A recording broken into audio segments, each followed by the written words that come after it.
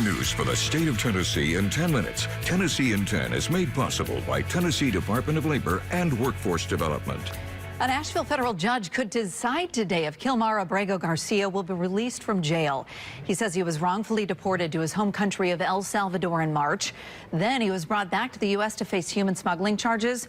Over the weekend, a federal judge in Nashville ordered that he can be released while he awaits trial. But that ruling was appealed by the U.S. Attorney's Office. So today, a different federal judge will redecide the case. Today, one of the suspects convicted in the deaths of Shannon Christian and Christopher Newsom will appear in court. Shannon and her boyfriend Christopher were tortured and murdered in Knoxville 18 years ago. Lamarcus Davidson, one of the 5 people convicted in the murders, was sentenced to death. And after dozens of court appearances, he's continuing to ask for a reduced sentence. Shannon's dad says while the last 18 years have been a struggle, he won't stop fighting for justice for his daughter and Christopher. I already won. They're never going to hurt you. They're never going to hurt your children. They're never going to hurt her children, my grandchildren. They're never going to hurt anybody else. Once again, Davidson is due in court Wednesday morning. We'll let you know what happens. Back to you.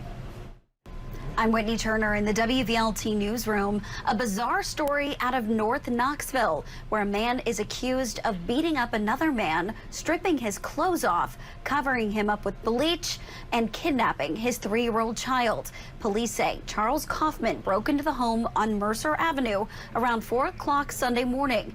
Police say Kaufman attacked the victim with a plunger, pouring bleach over his wounds. Officers say Kaufman then kidnapped the child and stole the victim's car. He was eventually arrested in Sevierville with the child inside the car. Kaufman is facing a list of charges, including attempted murder and kidnapping. He claimed the child's mother told him to go there and pick up the child. The mother denies that. Well, the city of Memphis says that no dangerous pollutants were found near Elon Musk's supercomputer facility. This morning, an environmentalist group, though, is disputing those findings.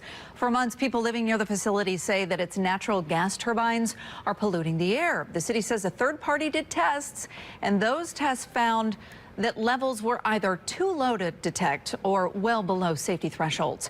But an environmentalist group says the tests were not done correctly, not the right tests, noting that the city did not measure ozone levels or check for other harmful pollutants. We can hear all of the hyperbole about what comes from turbines and all these different things, but what's actually in the air? They put our lungs and our air on the auction block and sold us to the richest man in the world. And then came and told us we'll get 30 pieces of silver in return.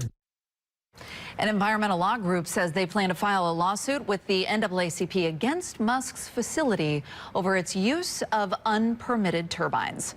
All right, dangerous heat again today across the entire state, Stefano. And that heat advisory, Amanda, continuing across pretty much the entire state, with the exception being the highest peaks of the Smokies all the way through our Friday afternoon. And let's talk about those temperatures for today. Already working their way back into the 80s. We will be in the mid to the upper 90s. And I still don't want to rule out a stray shower or thunderstorm. Most of us are going to end up staying dry, but even that isolated thunderstorm could produce very heavy rainfall, maybe some high wind gusts in some areas out toward the east. Now, tonight will be very warm and humid as we stay in the 70s through the overnight and into tomorrow morning. 90s tomorrow afternoon once again, lower to the mid 90s. I think some higher elevations may try to stay in the 80s, but the story does remain the same with heat index values near, if not into the triple digits. And again, a stray shower or thunderstorm for our Thursday as well. No major severe weather threat, but any thunderstorm will run the risk of heavy downpours. Some spots could feel as hot as 110 degrees today. It'll feel like we're between 100 to 105 Thursday, Friday, Saturday, and all the way through Sunday, Amanda. Wow, what a major surprise for fans at a concert at the Brooklyn Bowl event venue in Nashville's Germantown neighborhood. Look at who popped up on stage.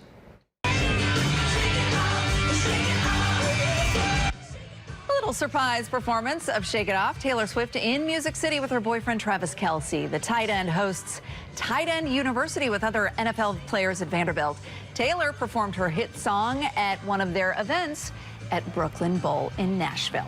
Thanks for joining us for Tennessee in 10. Up next.